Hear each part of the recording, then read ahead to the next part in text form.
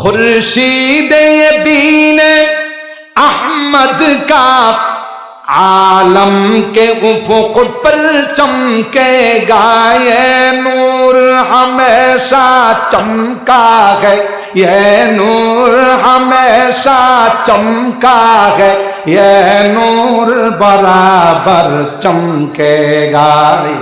इल्म हुनर का गहवारा तारीख का वो शह पारा है, हर फूल हायक शोला है, हर सर्व यहाँ में नारा है।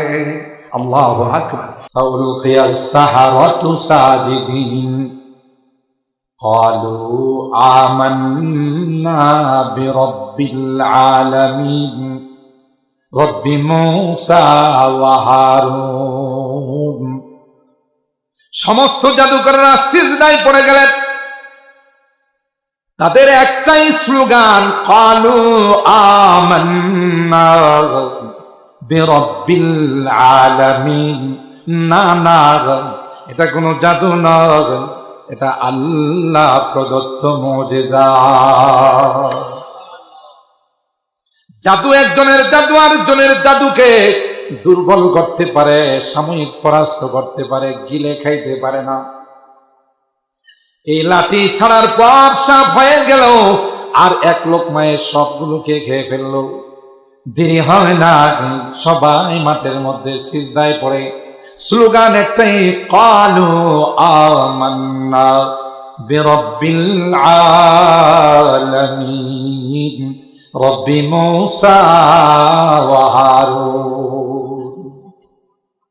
ইমানদার হয়ে গেলাম আমরা, রব্বুল আলামিন যিনি। এই ফেরাউন, তোর রবকে লাথি মারলাম, তালাক দিলাম। আমরা রব্বুল আলামিন যিনি, গোটা জাহানের যিনি রব, তার উপর ঈমান নিয়ে আসলাম, যিনি মূসা এবং হারুনের রব। সুবহানাল্লাহ। মুফাসসিরিনে কেরাম বলেন, ঘটনা ওই আগের থেকেই, শুরুর থেকে ঘটনার সূত্রপাত যখনই জামা পাল্টাইছে, যখনই মূসা পয়গম্বরের ড্রেস লাগাইছে, আল্লাহ আসমান থেকে তখনই ঈমানের ড্রেসের ফয়সালা করে দিয়েছে। উহিব্বুস সালিহিনা ওয়া লাস্তু মিনহুম, উহিব্বুস সালিহিনা ওয়া লাস্তু মিনহুম লাআল্লাল্লাহ ইয়ারযুকুনি সালাহা।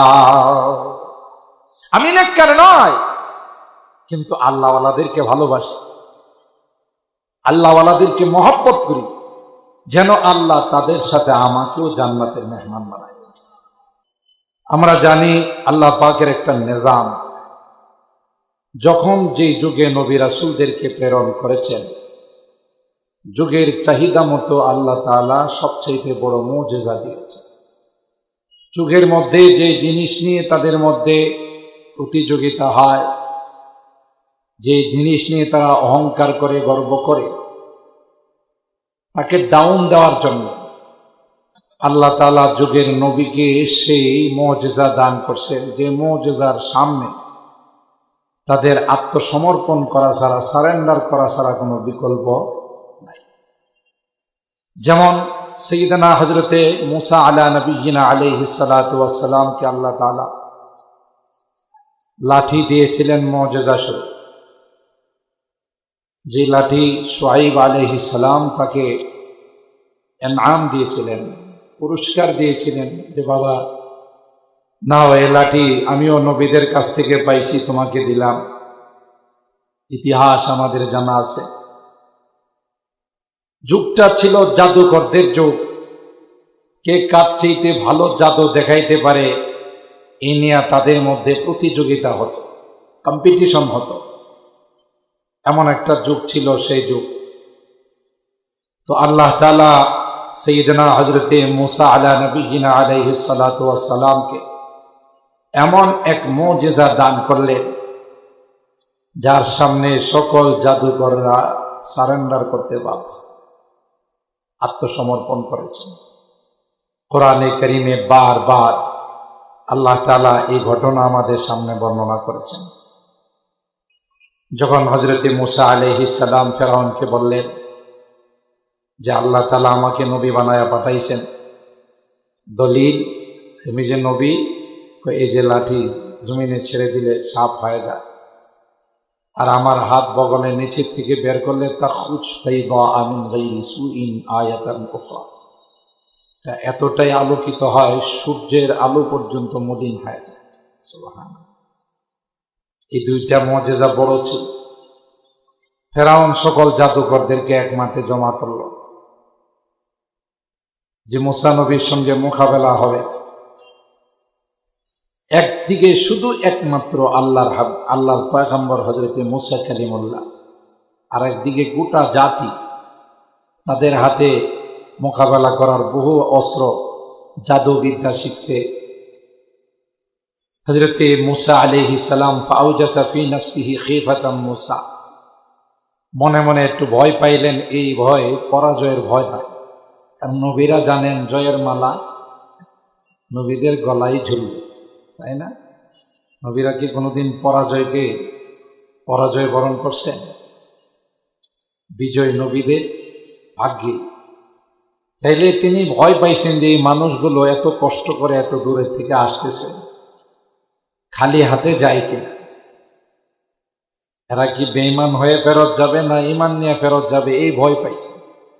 আল্লাহ তাআলা হযরতে মুসা কালিমুল্লাহকে অভয় দিলেন, কুলনা লা তাখাফ ইন্নাকা আনতাল আ'লা, আপনি ভয় পায়েন না, বিজয়ের মালা আপনার গলাতেই ঝুলবে। সুবহানাল্লাহ। তাই হলো সকল জাদুকররা প্রস্তুতি নিয়ে আসলো। আসার সময় হযরতে মুসা পয়গম্বরের জুব্বাটা, ড্রেসটা লাগাইছে। সুবহানাল্লাহ। যে মুসার সঙ্গে যেহেতু খেলা হবে, ইদানিং শব্দটা খুব বেশি শোনা যায় না, খেলা হবে। মুসার সঙ্গে যেহেতু খেলা হবে, তাহলে মুসার ড্রেসটা পরেই যায়। এই ড্রেস পরে আসছে। আল্লাহ তাআলা আসমান থেকে ডাক দিয়া কয়, জাহিরি পোশাক পাল্টাইছো, যাও বাতিনি পোশাকটাও পাল্টাই। ঘুমাই গেছেন আপনারা? বুঝার বিষয়। আল্লাহ ওয়ালাদের পোশাক আশাক, সুন্নতি লিবাস, এটার মধ্যে অনেক বরকত আছে। কথা বলেন? এই পোশাক পরে যেখানে সেখানে যাওয়া যায় না। এগুলো হলো আল্লাহ ওয়ালাদের পোশাক, সুন্নতি লিবাস। এরা পোশাক পাল্টাইছে, খেলা হবে, ড্রেস পাল্টাইছে। কিন্তু আসমানের মালিক বলেন, যেহেতু তোমরা মুসা নবীর ড্রেসটা গায়ে লাগাইছো, আমি আল্লাহ তোমাদের ঈমানের ড্রেস কলবের মধ্যে পড়াই। সোনাই সোহাগা দ্বিতীয় পর্যায়ে নবীর সঙ্গে শিষ্টাচার রক্ষা করছে, আদব রক্ষা করছে। ইম্মা আন তুলকিয়া ও ইম্মা আন নাকুনা নাহনুল মুলকি। জাদু কি আপনি আগে দেখাবেন না আমরা দেখাবো? এটা নবীর সঙ্গে, আল্লাহ পয়গম্বরের সঙ্গে আদব রক্ষা করছে। সুবহানাল্লাহ।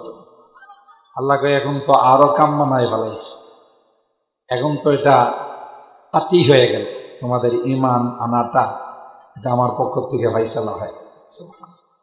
লম্বা ঘটনা, আমি সে ঘটনা বলে সময় নষ্ট করব না। কোরআনে আল্লাহ বর্ণনা করছেন বারবার।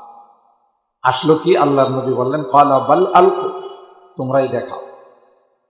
এরা যখন গোটা ময়দান সাফ আর সাফ, হযরত মুসা আলাইহিস সালাম লাঠি ছেড়ে দিলেন, ফাইদা হিয়া তালকাফু মা ইয়াফিকুন, এক লোকমায়ে সব সাপ খায় ফেলাইছে। যারা বুঝার, এরা তো বুঝা ফেলাইছে, কিন্তু বিশ্ব সন্ত্রাস ফেরাউন বুঝে না। জাদু করলা বুঝা ফেলাইছে যে না, এটা জাদু নয়। জাদু বিদ্যার একটা লজিক আছে। একজনের জাদু আরেকজনের জাদুকে দুর্বল করতে পারে, নির্মূল করতে পারে না, সাময়িকের জন্য পরাস্ত করতে পারে, কিন্তু একেবারে গ্রাস করে ফেলা, খেয়ে ফেলা, এটা হয় না। সুতরাং ওরা বুঝা ফেলাইছে, এই জন্য ওদের সিজদায় পড়তে দেরি হয় না। ফাউলকিয়াস সাহারাতু সাজিদিন, ক্বালু আমান্না বিরাব্বিল আলামিন রব্বি মূসা ওয়া হারুন।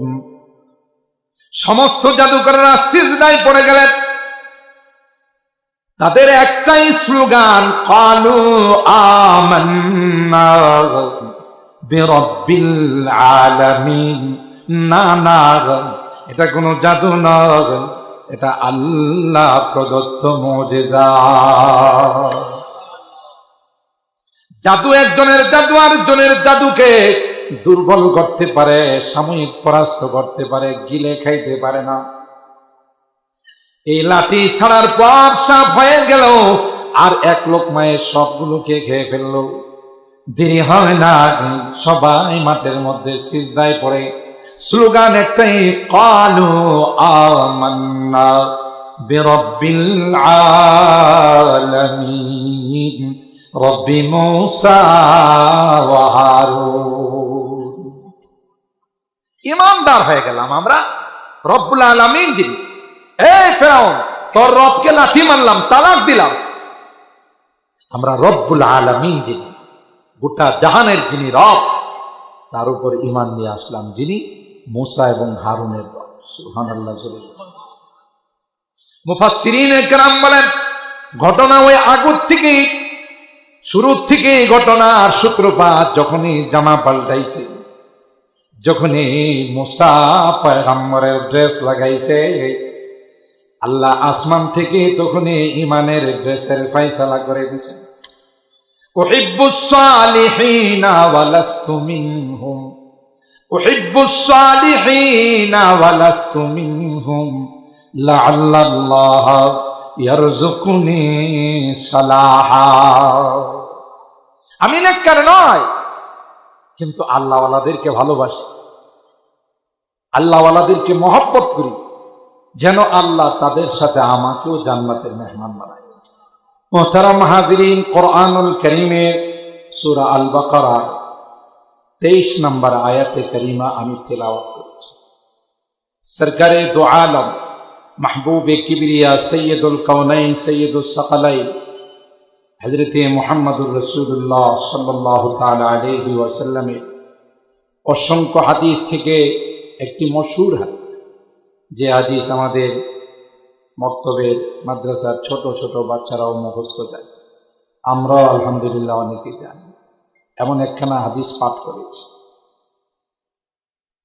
মাদ্রাসার শিক্ষা এবং এই সকল মাদারিসে কওমিয়ার কি জরুরত, আমরা যারা এর সাথে সম্পর্ক রাখি, মহব্বত রাখি, ভালোবাসি, আমাদের কি লাভ, এই বিষয়ের উপরে দু একটি কথা বলার নিয়তেই মূলত আমার এই আয়াতে কারিমার তেলাওয়াত।